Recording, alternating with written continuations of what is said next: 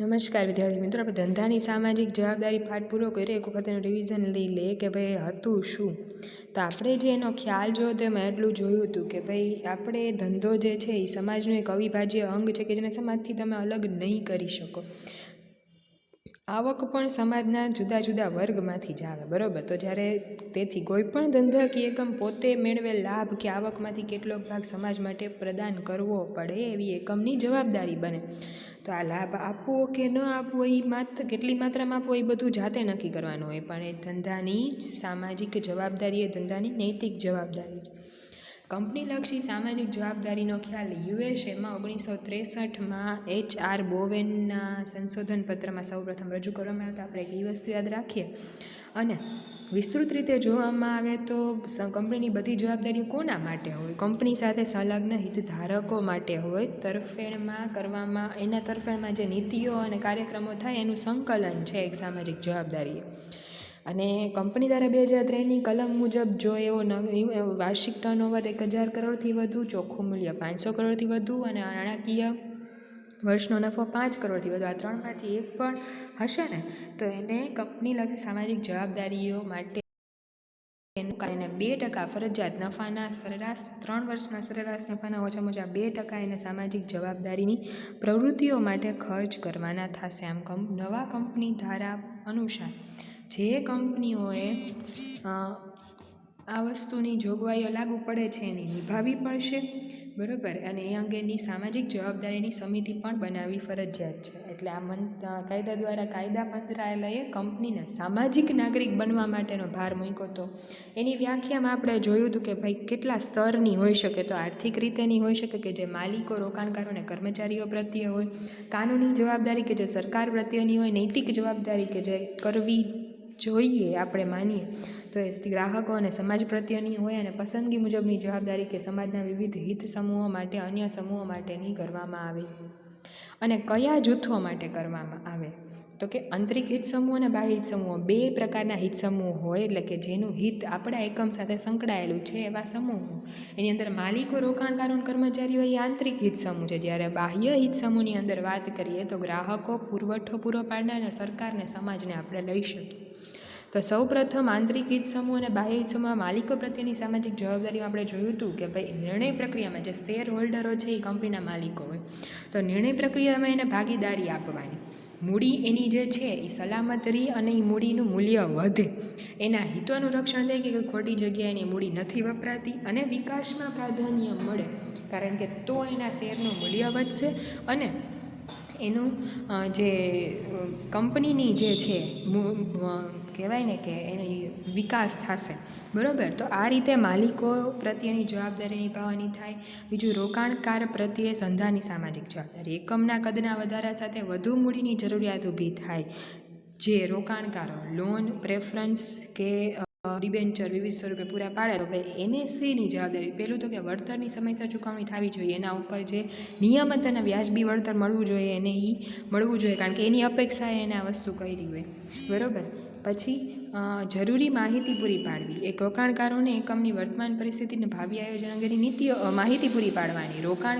રોકાણના મૂલ્યમાં વધારો થાય, કારણ કે નાણાકીય પરિણામો, નફો કેટલો આવે છે ધંધાનો એના આધારે રોકાણકારોના જે રોકાણ કરેલી જે જામીનગીરીઓ છે એનું મૂલ્ય નક્કી થતું હોય. ચોથું, નાણાંની સુરક્ષા. રોકાણકારોને એકમના સંચાલકોની કાર્યક્ષમતા પર વિશ્વાસ મૂકી નાણાંનું રોકાણ કર્યું હોય એટલે એની જવાબદારી એ પણ બને કે એના નાણાંના રક્ષણ થાય. પાંચમું, સૂચનોની આવકકારી કે જો એની જરૂર પડે તો મગાવવામાં આવે. કર્મચારી પ્રત્યેની શું તો કે એના જીવન ધોરણે જળવાય એ પ્રમાણે એને વેતન મહેનતાણું ચૂકવવું જોઈએ. બીજી વસ્તુ, કામગીરી માટે યોગ્ય વાતાવરણ અને સુવિધા પૂરી પાડવી જોઈએ. આની વિશે આપણે અંદર જોઈ ગયા હતા. એને સામાજિક સલામતી કેવી તો કે રજા આપવી જોઈએ માંદગીની, જીવન વીમો, આરોગ્ય વિષયક વીમો, એવી બધી વસ્તુ પણ, પેન્શન, પ્રોવિડન્ટ ફંડ, આવી પણ સામાજિક સલામતી પૂરી પાડવાની પણ જવાબદારી બને. ચોથું, કર્મચારી સંગઠનને માન્યતા આપવી કે જેના કારણે પોતાના પ્રશ્નોનું નિરાકરણ કરાવી શકે.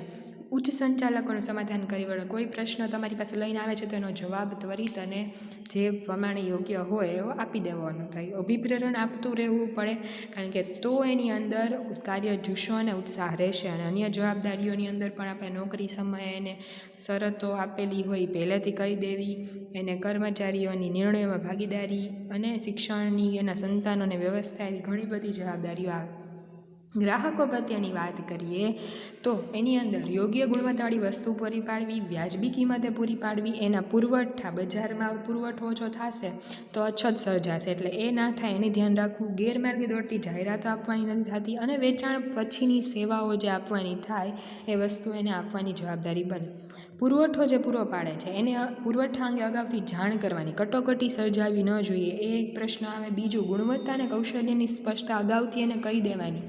ત્રીજું, સમયસર ચૂકવણી પુરવઠો પૂરો પાડનારને કરી દેવાની, આટલી જવાબદારી બને. સરકાર પ્રત્યે કાયદાનું પાલન કરવું, કરવેરા ભરવા, કાર્યક્રમોની અમલમાં ભાગીદારી, કે ભાઈ જે સમાજ માટે કાર્યક્રમો થાય છે એના અમલમાં ભાગીદારી આપવાની.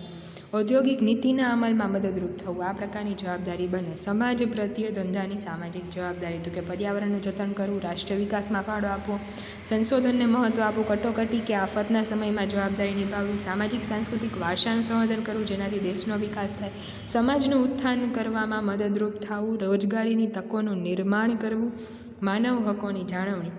આટલી વસ્તુ સમાજ પ્રત્યે લાગુ પડે. અને બીજી એક વસ્તુ જોઈએ છીએ આપણે જોઈતી કે ધંધાકીય એકમ અને પર્યાવરણની પણ જવાબદારી બને, કે જ્યારે તમે કોઈ પણ ધંધો કરો છો તો એની અંદર જમીન અને જંગલની જાળવણી કે એ રીતે કરવી કે એને નુકસાન ન થાય. બીજું, જળ સંપત્તિ એવી રીતે જાળવવી કે એને પ્રદૂષિત ન થાય. હવા અને અવાજ, આ ચારેય પ્રકારના પ્રદૂષણો ન થાય એ રીતે ધંધો થવો જોઈએ. એની માટે આપણે ડીપમાં ત્યારે જોયું હતું. અને ધંધાકીય નીતિમત્તાની વાત એ કહી હતી કે અમુક સર્વ સ્વીકૃત સિદ્ધાંતો કે જેને કાયદા દ્વારા લાદવામાં નથી આવતા, પરંતુ સાચું શું છે અને ખોટું શું છે એના કેટલાક ધોરણો નક્કી કરવામાં આવે, નીતિઓ ઘડવામાં આવે. એ દાખલા તરીકે છેતરપિંડી ન કરવી, લાંચ ન લેવી. તો આ નીતિશાસ્ત્રના નિયમો અને સિદ્ધાંતિક આ વસ્તુ આવે. અને એ બેમાં એટલો જ ફેર છે કે ઓલું સત્તા દ્વારા લાદવામાં આવે, બરાબર, જ્યારે નીતિમત્તાના શાસ્ત્રોનો સત્તા દ્વારા અમલ કરાવી શકાતો નથી. એટલે ખાલી એટલું જ કહેવામાં આવે કે સમાજ અને ધંધો બે નીતિમત્તાથી પ્રવૃત્તિ કરે, અને સમાજ આપણી પાસે એવી જ અપેક્ષા રાખે છે કે કોઈ પણ ધંધો છે એ નીતિમત્તાથી પ્રવૃત્તિ કરે. ઝડપીને વધુ નફો કમાવાની આશાએ જો કોઈ પણ ધંધો આગળ વધશે તો એ નીતિમત્તાનો ભંગ કરશે. એટલે એવું ન થાય એનું ધ્યાન આપવું. એના નીતિમત્તાના તત્વમાં કે ઉચ્ચ સંચાલક મંડળની પ્રતિબદ્ધતા, ઉચ્ચ સંચાલક મંડળ છે એની તરફ પ્રતિબદ્ધ હોવો જોઈએ, તો એના કર્મચારીઓ એ વસ્તુ કરશે. બીજું, માર્ગદર્શક નિયમોનું પ્રકાશન એક બહાર પાડવાનું કે ભાઈ આટલી વસ્તુ આપણા કંપનીમાં થશે, આટલી વસ્તુ નહીં થાય. ત્રીજી વસ્તુ, માળખાકીય રચના કરવી, એના માટે ચોક્કસ પ્રકારના માળખાની રચના હોવી જોઈએ. ચોથું, નિર્ણયોમાં ભાગીદારી, કર્મચારીઓની સહભાગીદારી જરૂરી છે, કારણ કે અમલ આખા કંપનીના બધા લોકોને કરવાનો છે. અને પરિણામોનું મૂલ્યાંકન, સામાન્ય રીતે નીતિમત્તા એ ગુણાત્મક બાબત છે, એટલે એ દેખાઈ આવે સીધી, બરાબર, સંખ્યાત્મક નથી કે તમે એને ગણી શકો. તેથી નીતિમત્તાના ધોરણો એકમમાં કેટલા અંશે પ્રસ્તુત બન્યા છે કે કેટલા અંશે એનો અમલ થાય છે, એકમ સાથે સંકળાયેલ જુદા જુદા વર્ગના પ્રતિસાદ દ્વારા એ જાણી શકાય છે. ગ્રાહકોને પૂછો તો કંપની વિશે ખબર પડે, રોકાણકારને પૂછો કંપની વિશે ખબર પડે, પુરવઠો જે પૂરો પાડે છે એને પૂછશો તો કંપની વિશે ખબર પડશે. એટલે બાહ્ય હિત સમૂહો દ્વારા કે આંતરિક હિત સમૂહો, કર્મચારીઓ, આ બધા દ્વારા કંપની શું છે અને એની અંદર કેવા પ્રકારના નીતિઓ છે એની ખબર તમને પડશે. તો આ વસ્તુ જરૂરી છે. ધંધાકીય નીતિમત્તા આખો પાઠ પૂરો થઈ ગયો છે. આજે આપણે અહીંયા સુધી રાખીએ અને પછી આપણે રિવિઝન સ્ટાર્ટ કરશું. Thank you.